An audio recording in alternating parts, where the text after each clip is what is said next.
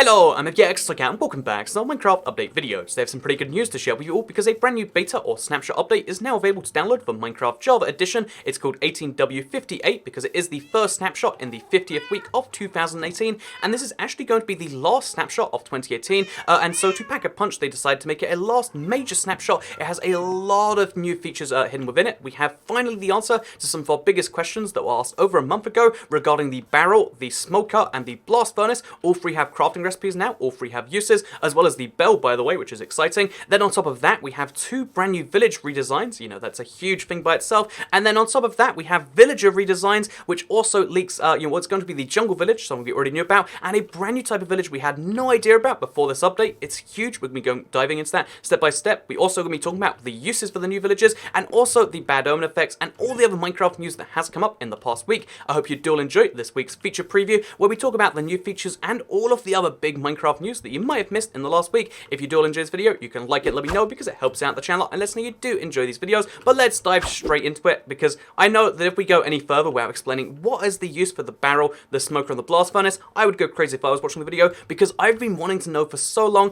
and now we finally do. So to be simple, because both of these things are related, as you might have expected from the beginning, the blast furnace is a very specialized furnace for, ores and anything like that, and the smoker is a specialized furnace for anything like meat or food related. And on the surface, that seems like so they're just slightly less useful furnaces, and it's a bit more complex than that, because they basically count as upgrades to the furnaces, and as part of that kind of, mantra or ethos, I guess, what they've actually done is they've made them both involve the furnace in their crafting recipes. So if you want to make a smoker, it involves 4 oak logs around your furnace, just like this, and if you want to make yourself a blast furnace, it's the same thing with a furnace in the middle, but you want to have 3 smooth stone. This is the first recipe using the block rather than the slabs, and then you want to have 5 iron. So the blast furnace is the more expensive furnace to make, and the smoker is slightly less expensive, and because they cater to different things. The smoker is more for casual smelting, like you got a huge stack of, let's say, some raw beef you want to smelt, then you can do so using this. And you might notice, it actually is smelting it at a much faster rate. That's right, the average time to smelt is actually reduced by half. It is a 50%, like a decrease in time, or a 100% improvement, however you want to put that, but it is half the time it takes to smelt any food using the smoker. So it's an upgraded furnace that loses its abilities to process ores, but gains a double speed when coming to steak. So if you specialize in your Minecraft world, you get double the speed. It's a really solid improvement. I was kind of expecting, because the fuel kind of is like double as efficient, that you might get double as much value from the fuel, but no, you still get 8 smelts per coal, or whatever it is for bamboo, or whatever it is for each individual item. You still get the same number per, everything. However, it does go a lot faster, so if you have a snack to smelt, instead of taking a huge amount of time, it'll take half that huge amount of time. So that's wonderful. But if we go to the blast furnace, as we've got over here, it's the exact same thing, but it works for any ore-based material. So we use gold ore as our little tester right here. If we have 28, again, you can see it just blasts right through that, and that's wonderful, because if you had a stack of meat and a stack of gold ore to smelt, if you had 2 regular furnaces, it would take double as long as if you split it up into the specialized furnace for that and for that. So that is the use for both of these items. I think it's a solid improvement, because in your Minecraft world, once you get to the stage where you have a nice house, it's worth specializing, but they haven't made the regular furnace useless, which is a really good improvement. The fact that they've actually added to the game rather than almost removing, like how the loom sort of does it, I think that is a really positive sign for the upcoming crafting blocks we've yet to see, like the stone cutter, the map table, the fletching table, etc. So I'm really kind of hyped for those, knowing that they've kind of improved the logic here. So next up we have the barrel, and the barrel is a really weird crafting recipe, because a part of me feels like they only made it this way because they didn't have their favorite recipe, which would have been the chest one. So it's made the same way as a chest, except you take out 2 of those oak planks and replace them instead with oak slabs. That is how you make yourself a barrel. Looks like this when you're done, by the way. And yeah, the barrel is an interesting item, because we figured like maybe it's something to do with like, you can brew in there, and then there was the fish texture from last week, but this week they've added it, but it's just a chest. So it's a chest with, I guess, a couple of benefits over the regular chest. The first one is, of course, the fact that, like it has no opening animation, so when you open a chest, it makes a noise.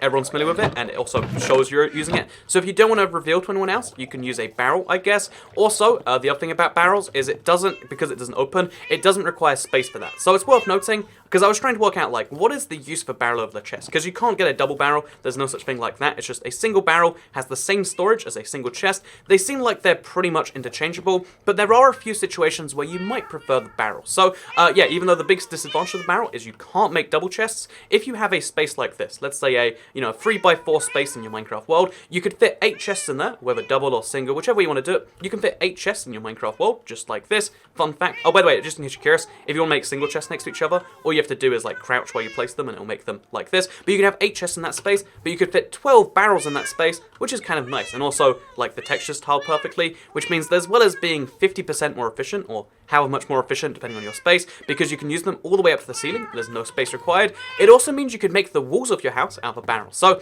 I showed this off before we had the use for the barrel as just like a, hey, the barrel actually looks pretty good. You can use it in your house designs if you really want to, and it kind of works in a lot of cases. Again, you might like this, you might not. But either way, now the walls of my house also double as a chest. That's kind of interesting. Again, I think for the most part it's not too exciting yet, but given that there is that fish barrel texture, I expect to see something come in the future, maybe involving villagers, maybe not, but I think there's some weird link between this and fish, but just by itself, what we've seen so far is a pretty solid improvement for the barrel. But I'm excited now to talk about the new villagers. Let's dive right into those. Because although we saw the desert villagers very briefly at Minecon Earth, a lot of time has passed since then. That was a very early mock-up. Now we can see what desert villagers actually look like. And in case you're curious, this is what that is. So the desert villagers have changed significantly. They have a bit more of a desert temple palette. You know, they use hardened clay. They're a bit more square because the logic they used. I kind of like this, is that in a desert, there's no rain.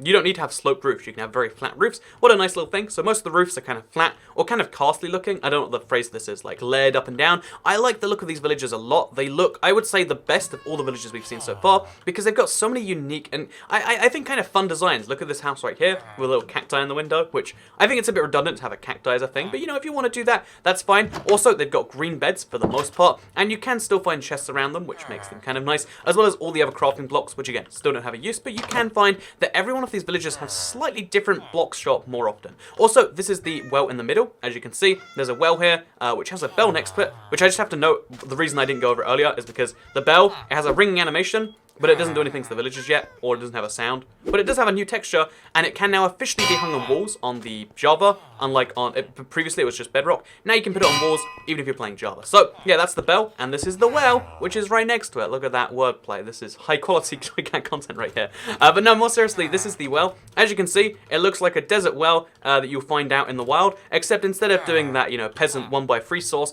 it's a 2x2 source in the middle with a few blocks going out the side. So, I think these wells look the best of the well-based ones we've seen so far, but again, I really like these desert villages because they also have like nice pathways in and out. Look at this right here. By the way, here's the desert well from before. As you can see, lack of 2x2 source makes it unusable, just absolute garbage in my opinion. So let's let's talk though. I know it's a 1x3 source. It's a fun joke. This is made by the 2x2 gang. You get where we're going with this? Okay, so next up, let's talk about the pathways. So the pathways, they look pretty good in my opinion. They have these little fence posts kind of lying around, and it's a good thing in general. However, I've said this before, and I do agree, showing off one village is a good way to get a feel for it, but because villages are so variant from village to village now, I like to show off at least 2 villages, because then you get a feel for the average village a little bit more than before, because not every village will contain every type of structure, and that's why this second village is so much more interesting. So, as well as the fact that both villages have contained melons, which we haven't mentioned yet, so that's kind of a cool thing. You find melons in deserts now, that's just a weird way you can find them.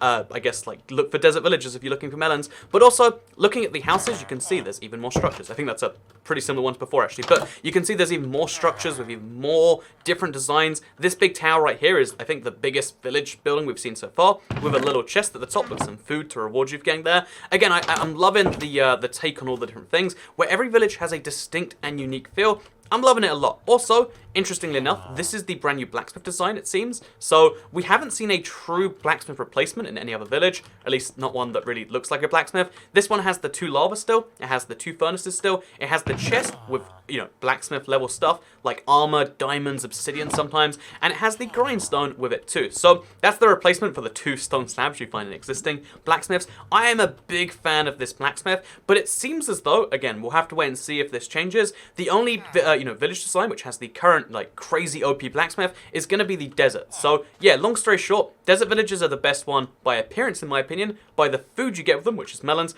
and also because they can contain crazy valuable chests. But I think it's good that only one type of village gets these, because now it feels like a good thing when you find that. You're like, oh my god, I got some diamonds, as opposed to, oh, it's another structure with diamonds, these are everywhere. Which, people disagree with my opinion on that one as well, but this is the desert village. We could show you around it all day, and I would love to do that, just look at every single structure, but you get the basic point. It's a village, but it's in the desert. They have cacti plants, even though they're in a desert, because, you know, why not have a plant of the exact thing that is literally to the side of your house? And, by the way, here are the desert villager redesigns. As you can see, they're looking pretty snazzy. I like the desert clothes, because the idea is that they've redesigned every village to have its own types of villager as well. You can tell distinctly this is a desert villager versus another one, because they all have slightly different clothes to another, which is why we're going to show off the Taiga village next. As you can see, the nitwit is my favorite design of, like, he looks really serious now, but he's still a nitwit. He still won't trade with you. Kind of a fun thing. You can see how the Taiga village now has its own set of village designs. Look at this guy right here. He's a very serious armorer. I don't see his house around here, but still, this is a Taiga village. These are Taiga villages, and I feel like we need to show this one off because the Taiga village has traditionally always been the weakest of the villages in terms of, like, my caring for it existing in the game. Like, it was fun when it first came out, but I mean, they're rarer than the rest, it feels, and they also just feel less valuable. And in this update, they've changed them. So first of all, as you can see, much more steep sloped roofs, which I like the look of. A lot of people say, oh, it's not as good as a YouTuber or as I can make, but it's like the point of Minecraft is it's a vessel of creativity. It can be like a guide for new things you might not know how to do, but it's not meant to be perfect, because that's not what it's a game about your own creativity, not about the creativity of the developers, in my opinion. But yeah, so you can see, you can still find chests around these places. This is like some form of a, again, I don't know what to call it, the armorer's house, the house of, that can be blacksmith-like. It has a blacksmith-style chest with not the same stuff in there, but similar grade stuff, it seems, so that seems pretty good to me. Again, we'll have to see how this develops over time. This is one of the typical houses. They seem to, a lot of them at least, have 2 doors, just because I guess it's so cold outside or something. I don't know, it's a very different village by appearance alone, and you can see looking around this thing that, like, yeah, these are the least appealing to look at still, which, I guess they want to play to the old reputation a little bit. Also, the things you'll find unique about Taiga villages, so why come here, besides maybe some loot, which we got in that one case, and the 2 answers to that question is that berries are only found here, so if you want to get sweet berries, you need to find a Taiga village. So there is now an official use for the Taiga village. Admittedly, sweet berries aren't very useful themselves, but it's fun. If you want to get these, you need a Taiga village, which is a good enough use for them in my opinion. And also, in the same way that in the in the deserts you'll find watermelons, in these villages around the place you'll find pumpkins and pumpkin farms with pumpkin seeds, etc., which is kind of fun. So let's go to a second village. Wait, first, I just spotted this before I was pressing escape. Just over there, in this house, there's a chest here too. Let's see what that has. Hey, spruce logs. Now that is something that is rare, and you definitely need to get that from a chest around here, because there's no other spruce logs anywhere I can see. So, good job, loot. Okay, let's go to the second village. Because this second village is pretty nice, and you can see how it's very different to the first one. Instead of being a taiga forest, it's more like on a taiga hill. So there's less trees around, kind of get in the way of things, and you can see a bit clearer with different structures. Again, you can see just how many new structures there are because of how different one village can be from another. Here are some outdoor grindstones for armorers to work on. I'm not even sure, but there's a bunch of them, like literally 3 of them in a row from one another. We've got more houses with the same double door system. Again, it's cold out there. Got to keep the heat in somehow, I guess. You can see more of the villages. You can see more of the basic structure. You can see how they've remained with the old system of, like, when there's water, it bridges over it using spruce planks, but it's a bit more of a natural zigzaggy pathway, or, I mean, natural might not be the word, but it's a bit more of a natural feeling pathway, a less squarey feeling pathway, which is kind of nice for some people. And then, funnily enough, with this one, for the first time, I found a jack-o'-lantern just randomly mixed in with the pumpkins. So you can find pumpkins here, sometimes jack-o'-lanterns, and sometimes everything else. But next up, you've seen the village now. You've seen this village well, which is just literally a well, just a bell on a thing. You can see the variance between village to village, like how many different things you'll find. You can see more planters, more everything else, and you can see that every village is going to have its own distinct purpose. If you go to a desert village, you can find better loot there sometimes. If you go to and also the you obviously find the melons. If you go to one of these, you'll find pumpkins and berries. If you go to a plains village, they have a different ratio of like the tables that drop there. And in the snowy villages, you're gonna find yourself stuff like ice, packed ice, blue ice, as well as again different ratios of tables. So each village is different feeling entirely, which is good. It means that going to one village doesn't mean you've seen them all. In fact, going to one village of the same type doesn't mean you've seen them all, which is wonderful. So next up, we'll talk about the village redesigns, because I want to quickly confirm that this villager that looked like he had a villager hat, he is in fact just a librarian. He's got like glasses next to his nose. It looks kind of hilarious in my opinion. But yeah, basically in this update, they've changed the villager designs. Every village has its own kind of set of designs. As you can see, if you spawn a villager anywhere in a taiga biome, they'll look like this. They're taiga villagers. Look how cute and great that is. But here's the thing about this system, because they added this in just now, as well as, by the way, new zombie villagers, so if we grab the exact same spawn egg, but it's a zombie villager, you can see how this exact same thing will be true for them too. There's a brand new zombie village redesign, which means that they fit the biome they're in, and also that they have entirely different redesigns. Personally, I really find it wacky that like you can get a zombie villager with a hat, but that's a real thing in this update. Zombie villagers wearing sun hats. Because, you know, they've got... Zombie villagers with sun hats have feelings too. But still, zombie villagers are now one of the most redesigned mobs we've seen in Minecraft. They've had so many different designs over the years, It's pretty crazy in my opinion, but we've seen just another redesign come, which is another great sign of 1.14. We figured the update was big enough already with just all those new crafting blocks, all those new building blocks, all those new villages, village redesigns, villagers too. But here's the crazy thing, they've taken things a step further than even that, just on what we've seen so far, because... as well as seeing all the different types of villages for the plains, for the savannah, every type of village, you can also now see, interestingly enough to me, the new type of villages we'll get in the jungles. So jungle villagers hadn't ever been officially confirmed by Mojang. They were shown off for a very brief second during the Minecon trailer. And again, if you watch this channel, you probably know there were going to be villagers. But for a lot of people, this is the first we're seeing of jungle villagers, which is huge. Look, they're villagers with like little ocelot pelts on the side, as far as I can tell, which says concerning things about what they do with ocelots. But let's leave that to the side for now. So we have brand new villagers, which exist like this, as well as, of course, the corresponding brand new zombie villagers. I mean, for some reason, they're not spawning this very second, tag or whatever, but you can see how there's corresponding zombie villagers for the jungles too, which is kind of a fun thing. And then finally, actually I'm not sure these are the corresponding zombie villagers. We have the most curious change yet, the biggest kind of accidental leak/reveal from this update, because guess what? As well as showing off jungle villagers for the first time for most people, we've also now seen something interesting, because if you spawn a villager in a swamp, you'll get something distinct and different too, which is a swamp villager. So these are swamp villagers. So again, they are in fact swamp villagers. They work, they trade, they do all the different things with all the new tasks that they have been assigned. It's a great different thing. But here's the great thing. The fact that there are swamp villagers means there is going to be swamp villagers. There's no way they just make these as like, oh yeah, well, I mean, if you accidentally happen to have a spawn egg and you're in a swamp, again, it's possible, but given we've seen jungle villagers too, which we've already seen confirmed, I imagine we're going to see in the new year, because we've seen every old village updated now. Now we're going to see in the next year, jungle villagers come at some point, as well as swamp villagers. Swamp villagers are something we weren't expecting in the Citus, and I am so hyped about the idea, because given that every village now looks different, every village is unique, it's exciting to see what will the swamp villagers' unique item be? What will the swamp villagers' unique kind of theme be? How will they be different from one another? What's that going to be?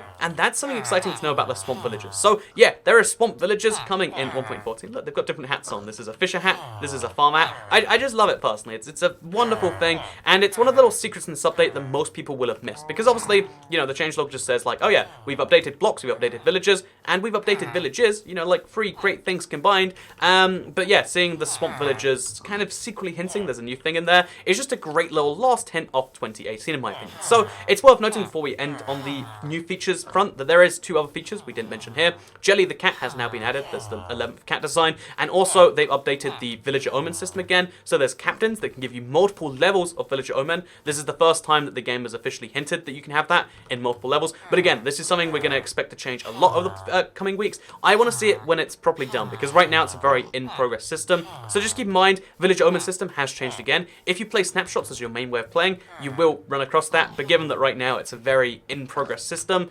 I would just say, you know, if you're expecting 1.14 to look like this, give it a few more weeks, or give it until early 2019, because that's when you'll find this stuff out. So now, as you all know, as well as talking about the latest snapshot and betas, etc., I like to also use these to talk about the biggest Minecraft news from the past week, and the biggest thing that happened just after last week's snapshot, or just after last week's snapshot video, I should say rather, is the fact that we learned that the latest Minecraft, you know, API for like add-ons and stuff had been added to the game. So now, you know, add-ons have gotten a lot more detailed, a lot more complex, again, as we saw at Minecon, and this is, you know, a potentially huge thing. A lot of add-on developers I've seen have said it's really positive, it's really good. I've seen so many people play around with it and do great things. However, because it's only for beta users right now and there's no easy way to access outside of just the downloading, it could be a huge thing for all players, or it could be that sort of thing where you're like, yep, if you like add-ons, great news for you. But I know most of my subscribers, most of you watching this one, are like, so I don't really want to play around with add-ons. So we'll see how that develops. If it becomes like a thing you can get from the store instantly, maybe there are great things to do with that. But it's a really positive news for a small group of players, and I wanted to mention it because I don't want to seem like I'm ignoring it. It's just something I know that personally I'm not hugely interested in just yet, because when eventually it's going to be the equivalent of a modding API. They're really going for something that can functionally work alongside the game, something Java Edition's never managed to do despite many promises. And this is kind of like phase 2 in maybe like a phase, 5-phase program. So we'll have to wait and see, but it's a positive improvement. Next up, we have the brand new textures. This whole video, I've been using the new textures for Minecraft because 1.14 will make them the default, mandatory kind of. Obviously, you'll be able to switch back if you like, but because this is going to be the new default, I've been using it the whole video, and you've been kind of seeing it the whole video. However, it's worth noting that this has been updated since last week. It's not just, oh yeah, I'm showing the new textures again. This is the new textures v3.1, and these textures are going to be coming to Bedrock. So I haven't done a review on the newest textures yet, because, I mean, I did one like v1, and like, I want to focus on Bedrock, which is the game I know a little bit better. I play more, and therefore can have better point-to-point comparisons. I want to be able to use my Let's Play world, for instance, and do these fair comparisons. When it comes to Bedrock, they promised it'll be coming to Bedrock on the store as like a free trial contact pack for quite some time now, but they're having issues getting it certified or something. It's a bizarre thing that Jasper's been talking about, so just keep that in mind. New texture review coming when it comes to Bedrock, because, again, I kind of like to mix things up, show both versions of the game, because I know a lot of you playing this, especially if you have a PC, you might play both versions, and I think it's fun to show both at the same time and see how the advancements from one are affecting the other. Because it is worth noting, the Bedrock version hasn't had a job, at least as of me recording this and saying these words in this video, and the Bedrock version is just significantly behind when it comes to adding new features. The only things they've really done first are lava cauldrons, and also, if you remember the bell that's sideways and attached to a thing, those are the things that, Bedrock has done first. Everything else seems to be, like, innovated by Java, and I'm curious to know why that is. Like, is the update system bad for them? Are they working on the store a lot more? Like, what is holding up the team there? We don't know for sure right now. They could have something huge up their sleeves coming out today, later today, tomorrow, next week, for the beta, but until then, it's just like, so there's a huge Bedrock team that hasn't really done anything publicly visible yet. That's my take on things. So, yeah, with that said, I hope you did all enjoy this video. Hope you learned something, whether about villagers, the new blocks, everything else.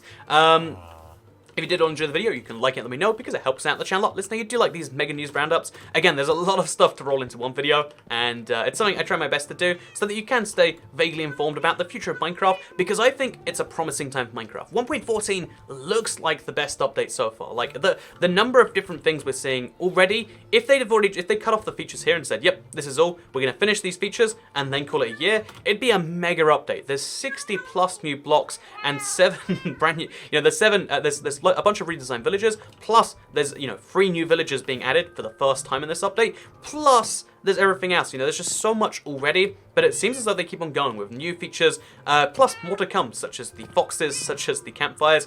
It's a big update, and you can also expect to see in 1.9, 1.10, etc. these features slowly fade to Bedrock. It's just we don't know when exactly, because there's a big kind of confusion about that. But yeah, look forward to seeing something soon with when it's going to Bedrock. And if you are a Java player, this is like the golden age of Java, I would say, in terms of updates. And hopefully some of that filters over to Bedrock soon, if you're a Bedrock player. And if you're a console player, then yeah, right now we're still like in the dark about confusion. We haven't learned anything about what they're doing regarding PS4 edition, but hopefully we learn that soon, because I feel like Minecraft is going to be one of the first games that Sony wants to get cross-platform, so we'll see how those negotiations go. As soon as we learn anything, I'll be, of course, reporting it on this channel, which is what I like to do, to keep you informed about the latest Minecraft news on all platforms. All platforms that I care about. So with that said, thank you very much for watching this video.